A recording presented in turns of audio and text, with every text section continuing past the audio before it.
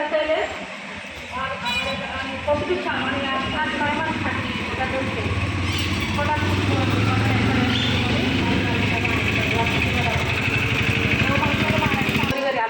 আমি প্রশাসন বলেছি নিয়ে গেছি আমি বলে কি আমার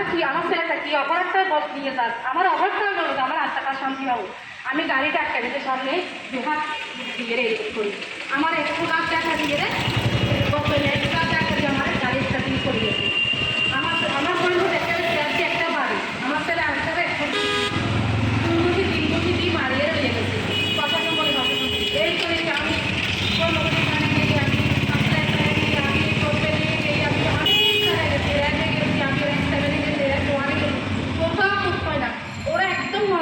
আমার ছেলে কিছু করে নাই ওরা আমার ছেলে নিয়ে গেছে মালিক মারিবেন সে গুলি করি ওরাও জানা না কিছু জানো না ওরা একদম মানে ফেরাস্তা এরকম বলতে বলতে বলতে আজকে 6 বছর করছে 2014 সাল 6 বছর থেকে বলছি এখনও আমি আমার ছেলে কোথায় আছে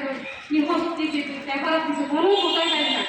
মানব বন্ধন আজকে 2 বছর 3 বছর এখানে আসবেন ঠিক করতেছি তাও খোঁজ পাই না কেন এইভাবে গল্পের একটা সময় অত্যাচার করবে একটা ছেলে পাবনায় করি আমি বাসায় চাকরি করি আমার ছেলেটা নিয়ে গেছে তো আমার ছেলেটা ইনকাম করে গেছে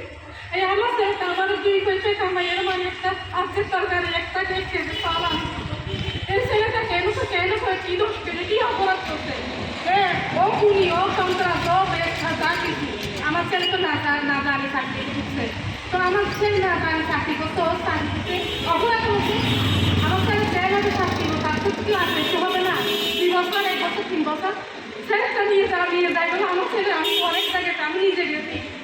আমার ইনকাম আমার বাসা থেকে আমার 21 টাকা দিও না আমি ছেলে আমার ছেলে কোথায় গেছে আমি এখনো পয়সা জানি না আমার ছেলে কীভাবে কি আছে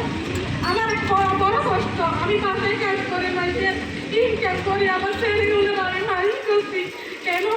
সে ছেলে নিয়ে গেছে ওই ছেলে 5 বছর বয়সে ওর বাবা মারা গেছে ওর বাবা